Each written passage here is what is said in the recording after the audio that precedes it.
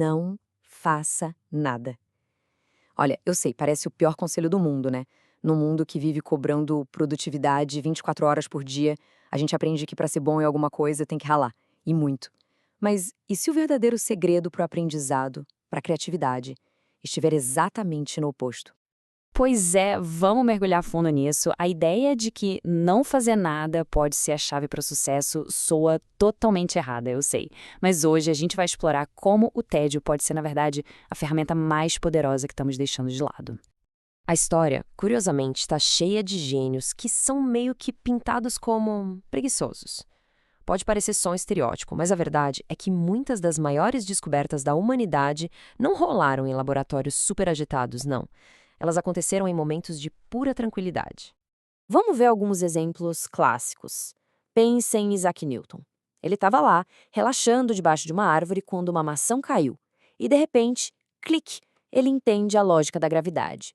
Ou Thomas Edison, que estava olhando para o fogo na lareira e teve um insight que faltava para fazer a lâmpada durar mais de 13 horas.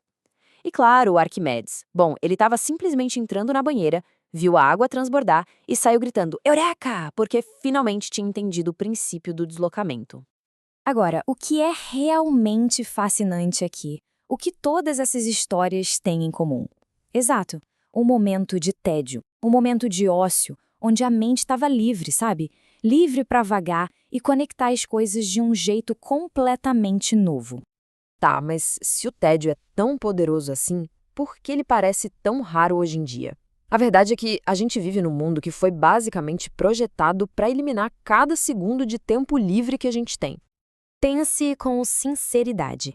E quando eu digo nada, não é esperar na fila mexendo no celular ou dirigir ouvindo um podcast. É nada mesmo, só a pessoa e seus próprios pensamentos. É bem provável que faça muito, muito tempo.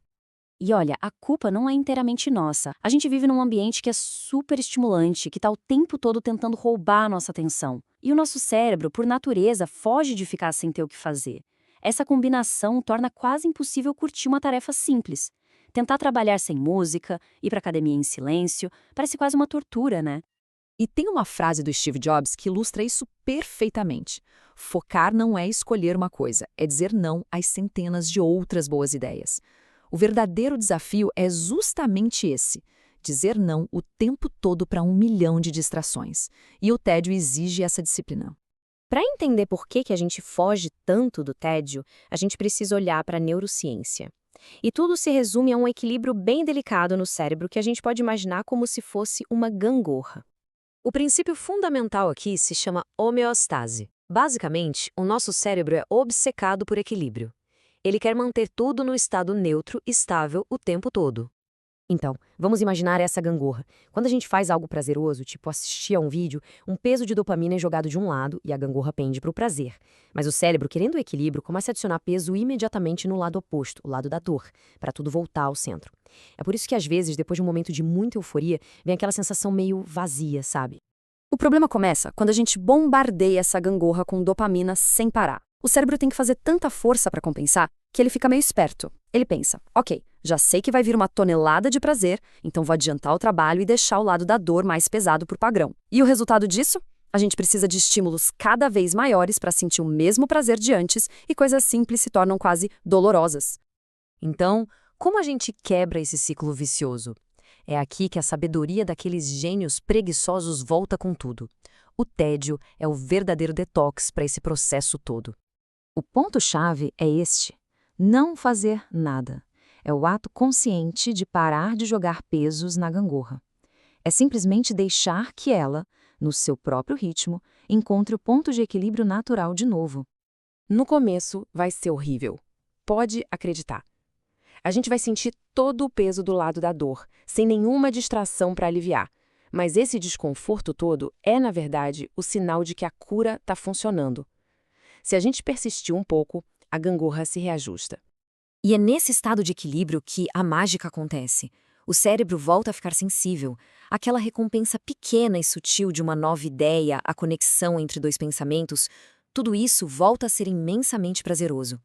Mas o tédio é muito mais do que só uma cura. É como um upgrade para um cérebro mais criativo, mais esperto, capaz de fazer conexões que ninguém mais enxerga.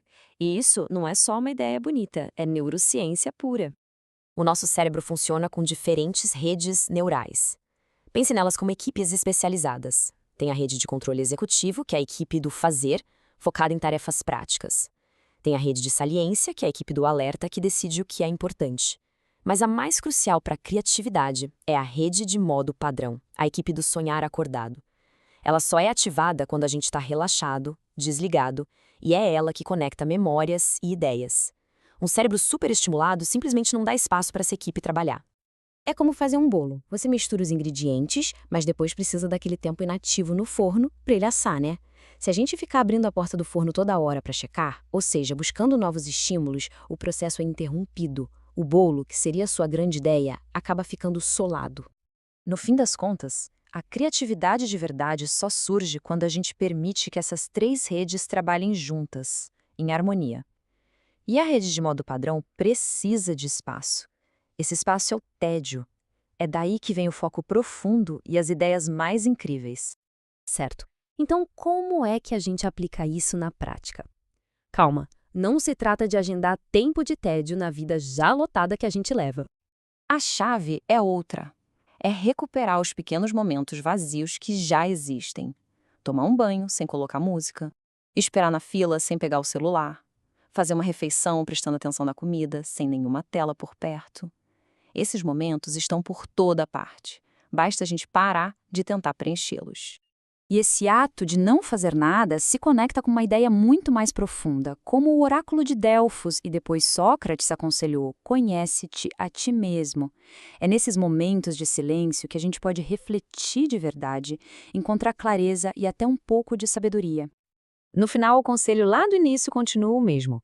Simplesmente não faça nada. Permita que o cérebro passe pelo mesmo processo que o cérebro dos gênios da história experimentou. A pergunta que fica é: o que será que a gente pode descobrir se dermos uma chance real ao tédio?